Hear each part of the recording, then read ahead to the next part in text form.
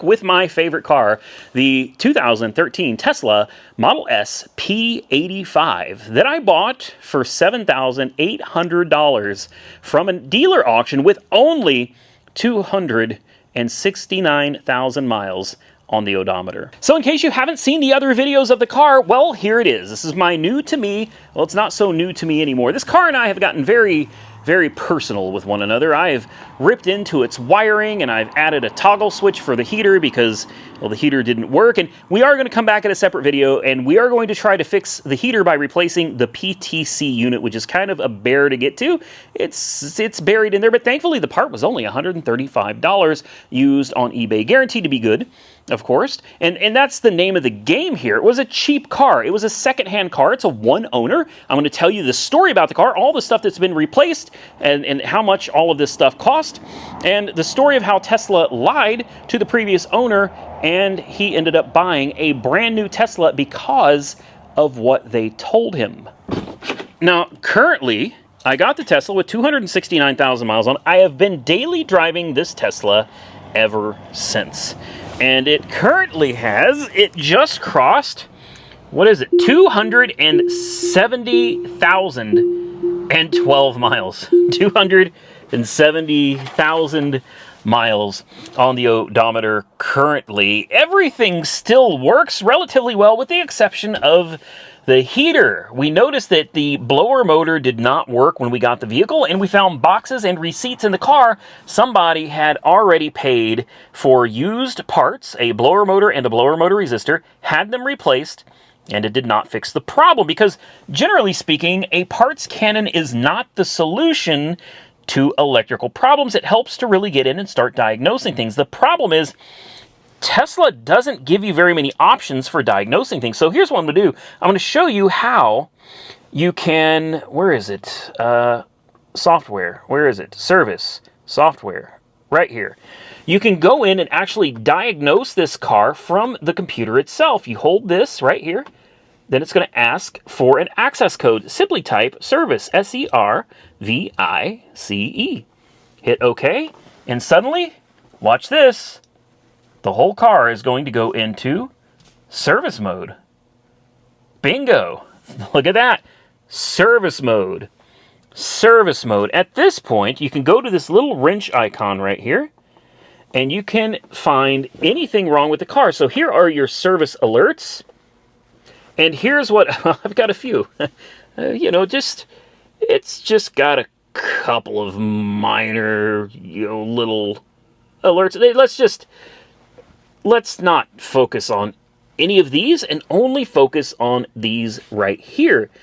So these alerts are THC, and no, it's not the THC that you're thinking. We've got a THC radiator left shutter, no feedback. So apparently there are radiators, I assume in the front, a left and a right cooling radiator, and they probably have flaps that open and close. Well, after 300,000 miles, it looks like the left flaps quit working. That is really not a big deal. This one, EPAS D076 KFC, like Kentucky Fried Chicken, DASTIMO. I don't know. What I do know is EPAS stands for Electronic Power Assisted Steering. I can tell you this, there's no warnings on the dash. The steering works fine. I'm not going to worry about it. This one is a DIW015 immobilizer. Again, no clue. You can click on it and it will just kind of give you some information. Immobilizer error is all it says. And if you click on this one, it simply says service fix. Now, we have an active arrow right here, and that shouldn't be an issue because this car does not have active arrow. I believe only the Plaid has active arrow. This car doesn't even have that. But this one right here is the one we're looking for. THC D0015 Cabin PTC Heater. Cabin climate control requires service, schedule service. And that's all it tells you. That's it. But since we have a code, obviously, for the PTC heater, I think it only makes sense to replace the PTC unit, which is buried way... It's back there, guys. We're going to do another video getting into that and ripping it out and putting the new one in. And with any luck, I think that's going to fix it. I do. I think that's going to fix our heater. Oh, but I forgot to show you. For now, however, to get around that issue. The blower motor works, the heater comes on, but the blower motor will not come on at the request of the car. If you push this button right here, bingo, I just turned on the climate control. The climate control is now on. It's on at 70 degrees and it's trying to come out of the vents. But there's nothing. Well, now there is. There we go. Conditioned air. Now, I can also turn this off, but it's still on because I've got to come down here and manually shut the blower off. So, not to worry. I know that that is a jerry-rigged way of doing things, but let me tell you something. I love driving this car. I have been daily driving. I've put 1,000 or so miles on it so far. And when it is below freezing outside, well, you want heat. And when the windows fog up, you want air-conditioned heat, right? I did what I had to do to get by, including I put some Rain-X anti-fog on all of the windows to help keep the windows from fogging. But it has great heat, working air conditioning. We need a couple of tires. We've got 2 tires that need to be replaced, and we have a link for the toe. The toe link on the passenger side is bad, causing some torque steer when I'm hitting the throttle. It's a little weird, but one part probably won't cost a whole lot to fix. And then, as if that's not enough, we have some noises from the front end of the car that I knew what it was the minute I got the car, and I'm not concerned about it. See, the car is saying, hey, I'm concerned about it. Sway bar end links on the front. Both of the front sway bar end links after 300,000 miles are rattling only at very low speeds over bumps. You will hear them kind of brrr, brrr. They rattle a little bit. All right, so there's what the car needs. That's what we're looking at in front of us. That's what we know so far. Of course, replacing the PTC heater is just a start. That may not fix the problem. There may be more to it. But that's what I know of today that needs repaired on a 300,000 mile Tesla that was less than $10,000. All right, forgive me, I have a list here, guys, because there's a few things to talk about. I told you that the previous owner got a hold of me. It's a one-owner car, and because I'm a dealer, it's still a one-owner car. It could go through 20 dealerships. It's only counted as an owner if it is registered into somebody's name. Dealerships don't count. So the guy saw the video, and he was like, man, he said, I love the video, except you got quite a few things wrong about that car. Well, I knew I got one thing wrong because I was checking out the battery pack when I was under it a week or so ago, and I noticed the part number on it seemed a little off. So I Googled the part number, and it came back to a 90 kilowatt hour battery, and I thought, how strange, because this is not a P90, this is a P85.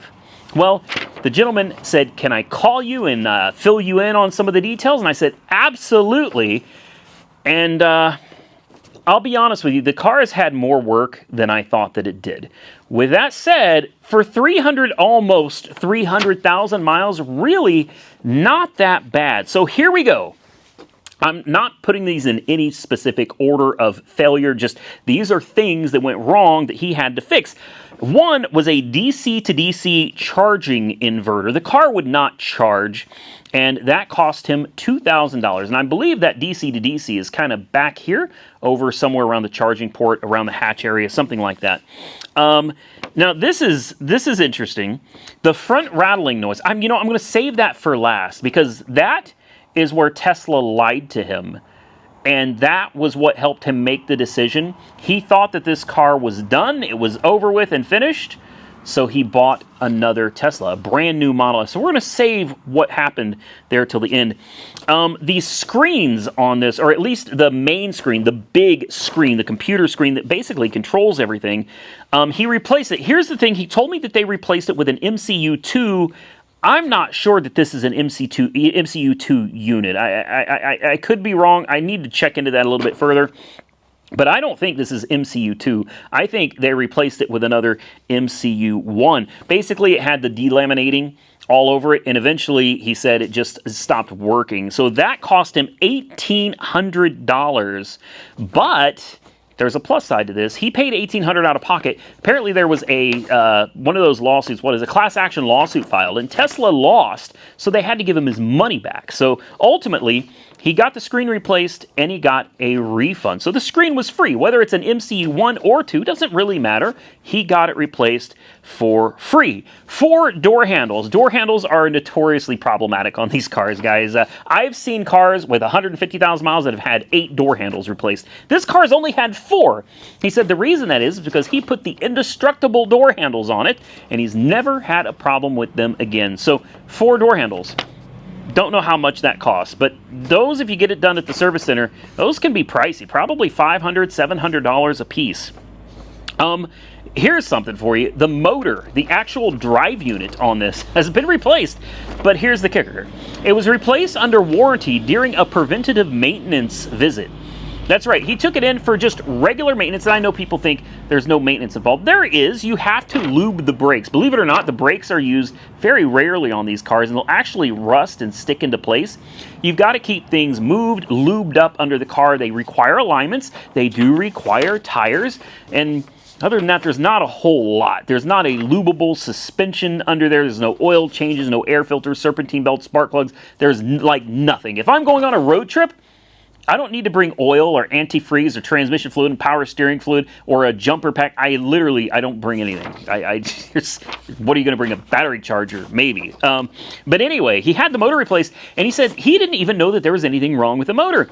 He took it in just for like preventative maintenance or whatever, and they came back and said, hey, we're going to replace your drive motor because it's making a high-pitched whining noise. And he was like, I think it's normal. And they were like, no, it's whining too much and we're going to put a new motor in it. And he was like, okay. So they put a new motor in it. That was done under warranty, which tells you how long ago that was. This car had a 150,000 mile warranty. It is now at 270,000 miles. I don't know the exact mileage when the motor was replaced, but it is a replacement unit. So let's get into the big one. This is the biggest one, the battery. The battery in this car, and this is where the story is beautiful, man. It's beautiful. The battery's 1 year old, and the battery only has, what did he say? He said he had the battery replaced at 150, or no. Where did it go? 20,000 miles on the battery. There it is. He said that it's a 1 year old Tesla replacement, and he told me that this is a new battery. He thought about going the route of a refurb battery or fixing the cells or whatever in it at a third party. He said the cost of doing that was $5,000, plus shipping the car was going to cost a few $1,000s. And Tesla quoted him for this car, get this, 12 grand. They made a mistake. This is beautiful. Tesla made a clerical error. They quoted him $12,000 for a battery for this car because it's a P85. They don't make a P85 battery anymore. Somebody made a mistake. The car went in. They upgraded the battery to a 90 kilowatt hour battery. So technically this is a P90, not a P85. And then they came back and they tried to charge him over $15,000. And he was like, but wait a minute, you quoted me 12 grand. And they said, yeah, but that was a mistake because we have to put this bigger battery in because we don't make the other battery anymore. And he said, that's your mistake, though. Like, I didn't agree to pay $15,000 plus for a battery. I agreed to pay 12. Ultimately, Tesla ate the cost. And he got a brand new battery, a bigger battery, for 12 grand installed in the car. So that battery, he said, is 1 year old. And here's the kicker. He was on the fence at the time, a year or so ago, right around a year ago. These cars, brand new Teslas, were over $100,000. And he was debating, he knew it was getting older, he knew it needed a little bit of work, and he thought, man, this battery is a huge expense.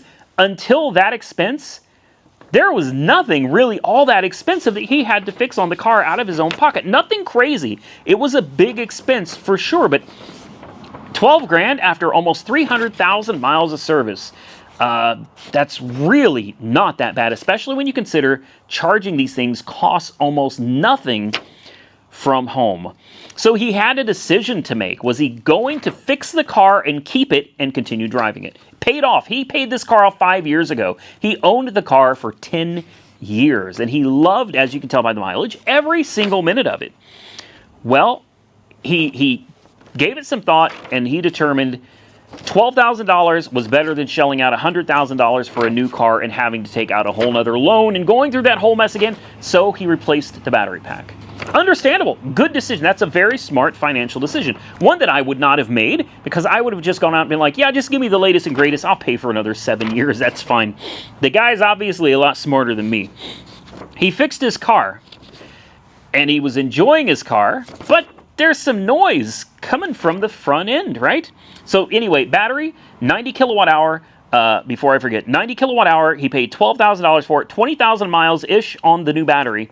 And here's the thing, though, software locked. Yeah, Tesla locked the battery so that you don't have access to the 90 kilowatt hours. No, you've got access to what you would have had back when it was a P85. The rest of the battery, I guess, is just sitting there. So on this car, I Googled it, you don't need to use a buffer. You can actually fill it up 100% full every day. Instead of having to leave a 20% buffer, you can charge it to 100% every day and drive it, and it should never hurt the battery because they software locked the rest of the battery for me. So there's already a built-in buffer. Now let's move on. The noise from the front end. This is epic, guys. The minute the car came in, I took it right up the driveway and I heard the rattle, rattle, rattle. And I was like, sway bar end links, man. 100,000 times I know what a sway bar end link sounds like. This one's got both of them. The passenger side is worse than the driver, but both of them do rattle. It's not a big deal. Like, what are sway bar end links going to cost? Even if you go to Tesla, you're probably looking at, I don't know, maybe $75, $150, maybe tops. You can change them yourself in 30 minutes. It's 2 bolts, one on the bottom, one on the top, each side. No big deal. Well, he took it into service, and they came back. This is where this gets me upset. It's not even my money. They tell him it's going to cost $4,000 to fix the noise. And he was, understandably upset. He just put $12,000 into the battery thinking that this car is going to be good for a long time, and then he gets hit with a $4,000 bill. Tesla told him, this is the service center. They told him that the rattling in the front end is from corrosion. They said because he lives in the Northeast, that corrosion had set in on all of the aluminum components under his front end, which is true. There is corrosion under there. There's corrosion. I've been through the whole underside of this car. There is nothing wrong with any of the parts on this car other than one toe link on the passenger rear, and it's not from corrosion. It's from a rotted bushing. It's just a bushing that went bad over 300,000 miles. All right. So they tell him your whole front end is bad. They said it's safe to drive, but you're going to have to deal with the noise. Well, of course it's safe to drive because the sway bar end links are still connected. They're still functioning. They just rattle because it's a ball and socket. If you don't know what a sway bar end link is, it's like your shoulder. All right, it's a ball and a socket. And what happens is over time they wear, and the thing ends up just rattling around in there. And you've got one on top and one on the bottom. And then you've got them on both sides. So you've literally got rattle, rattle, rattle all over the front end. They told him the whole front end of the car was trash and he's going to need to spend $4,000 to replace everything. He got upset because he just spent $12,000 on the battery, and he said, I'm done. The price of Teslas had dropped drastically from $100,000. You can buy a new Model S long range right now, fully decked out, for like $75,000. $75,000. So he said goodbye to the car. He took it to him. He said, what will you give me for it? And they said $6,500. They gave him $6,500 for this car. While he was waiting for his new Tesla to show up, which takes a couple of weeks, he gets to keep this car and continue driving it. Well, while he was driving, the heater went out. So that further let him know that it was time to get rid of it, right? The heat quit working, and he was like, F it, man. He's like, I'm done. I'm just done with the car, whatever. New Tesla comes in. This car goes away. It gets sent to Odessa. From Odessa, another dealer buys it. They throw a parts cannon at it and can't fix it, and then they send it to auction, where I end up getting it for $7,800. Now, if you think that's the end of the story, well, it's not. Because the other day, I was thinking about buying a brand new Model S long range myself. And I thought, I'm on Tesla's website. I've already built my car, which there's not much to build, really. I could get a Plaid. I'm not spending the money, and I just don't need anything that crazy fast. Honestly, a Model S long range, it would be perfect. It gets 405 miles to a single charge, and those things charge insanely fast. Like, things have changed over the years. They've gotten really, really good. But part of the reason I love this old Tesla is because it isn't a new one. I've had the newer ones. I've had autopilot, lane departure warning, collision avoidance, pedestrian avoidance. I have had all the gizmos and gadgets that these cars have to offer. And you know what it does? It distracts from the driving experience. It takes away from driving the car and it makes it more of an autonomous experience where you're not one with the car. You're not one with the road. You're one with your phone while your car is driving itself. While I understand and I enjoy those experiences, there's something about an old car like this. It's still a car. It's an EV, but it's rear-wheel drive, 430-ish horsepower, 0 to 60 in 4.3, and you can turn traction control off. You can drift. You can do smoky burnouts if you want to. It does not have collision avoidance. It will not stop if you are about to run somebody over. It will not hit the brakes if the car in front of you slows down. No adaptive cruise control. It doesn't even have the lights in the mirrors to warn you of traffic in your blind spot. Okay, the car has nothing. It's just a car, but it's electric. It's a different kind of car. Fun, enjoyable. I love it because it still reminds me of a car without all the fancy gizmos that everything comes with today. But anyway, I was on Tesla's website. I picked out the car, I built it, and it's like, okay, do you have a trade-in? And I said, yes, I do. I was just curious, what would they give me for this car? Well, I entered it in, and Tesla came back with an offer the next day. They offered me $7,500 trade-in credit towards a brand new Tesla. $7,500. They gave him $6,500. I bought the car from auction myself for $7,800, and here Tesla is basically offering me my money back. After I got to make videos and enjoy the car, I could go and get my money back right now. And let me tell you what I did. I thought about it. I really did. I really thought, man, it'd be nice to have the new dual motor. They're 0 to 60 in 3.8. 405 miles of range, that'd be real nice. Because this car gets about 260-ish, depending on the weather, whether it's hot or cold or whatever, but about 260 miles. 405, that means a lot less charging, and charging a lot faster gets you back on the road quicker. I gave it some consideration. I was like, nah, man. Nah, don't do it. Stick with this. I got a feeling this car is going to treat us good. I do. It was taken care of by the last owner. He spent a lot of money, and he took really good care of the car. And I think the car is ready to continue taking care of us. It's just going to need a little bit of maintenance to get it there. And I'm hopeful that we can get the heater working like it's supposed to, functioning on its own like it should. We can fix that toe link on the rear wheel, get a couple tires, maybe a set of rims, because these are curb rashed and a little bit torn up. You know, I think there's a few things we can do to really bring this car around and hopefully allow it to give us years of service with very little cost associated with it. So far, all the pieces I need to fix it. The rear view camera quit working recently because it had a crack in it, and I sprayed it with a pressure washer, not realizing it was cracked. Well, you can guess what happened. I fried it. That's okay. The camera for the upgraded, newer camera, which has higher definition and better night visibility, the new camera's $350. It's a pain in the ass to change. It is. But that's another video. You guys can watch me rip apart the whole back end of the Tesla to change a teeny tiny little camera. There's content here for you guys to enjoy, for me to learn and film for you all. And I think the car, as far as tax purposes is concerned, it's probably the best car I own in my entire fleet for mileage deductions. This car cost me approximately 12 cents per kilowatt hour to charge. It holds approximately 75. Usually when I charge it from pretty much empty, it takes about 75 kilowatts to charge it up from, 5 or 10% or whatever, and to get it up to 100%. So 75 kilowatts times the 12 cents per kilowatt hour, you could figure out that you could fill this car up for what, $10? $10 pretty much from empty. Now, what car can you take, especially a big luxury car? I mean, this would be the equivalent of, like, God, this is a big car. At a minimum, this is an S-Class. Maybe a big E-Class. I don't know. You guys can argue that in the comment section below, but this is somewhere between an E-Class and an S-Class Mercedes, or a 5 and a 7 Series BMW. Those require premium gasoline, so you're going to be paying at least $3 a gallon for gasoline. I'm literally filling this thing up for $10 to go 260 miles for about $10. Something like that. That's not exact numbers, but something like that. That's kind of hard to beat, while at the same time being able to write off the cost of the car. I can just write off the 54 or 56 cents a mile for every mile I drive. Now, whether I choose to go actual expense or itemized expense versus the mileage, I'll figure that out with my tax agent next year when we have some real miles on this car. But currently, I'm thinking, with as cheap as it is to charge, the fact that it really doesn't require any maintenance, and I can take full advantage of the mileage deduction, that is probably the way I'm going to go with it. 54, 56 cents a mile, and I'm charging it at home for very little money.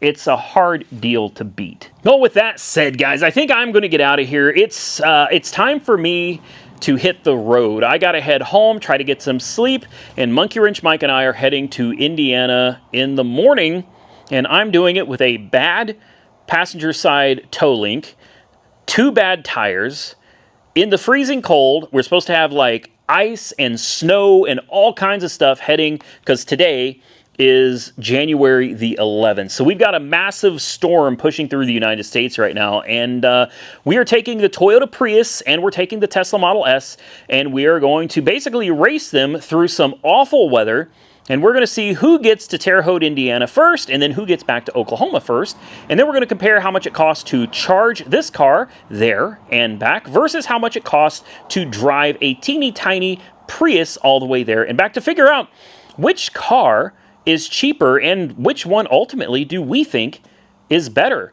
The race, I think, will be won by Monkey Wrench Mike. I expect that he's going to beat me there if he drives the Prius. But if he drives the Tesla, I'm fairly certain I'm going to beat him there. So we'll flip a coin and figure out who's going to drive which. But stay tuned for that video, because we are literally driving through some very bad conditions to do this test. And also, I needed to go to Indiana anyway. There's an issue with the house. Temperatures are about to drop below 7 degrees below zero. I've got to get to Indiana and make sure everything is good with that house. So we had to go up there anyway. I just figured this would be a great time to make an interesting video through some horrible weather with a couple of cars that we just bought and know absolutely nothing about. If you enjoy this type of content, hit the thumbs up button and let me know. Please drop your comments down below. Consider subscribing to the channel if you haven't already subscribed. And until next time, stay safe out there, everybody. I look forward to seeing you all again very soon in the next one.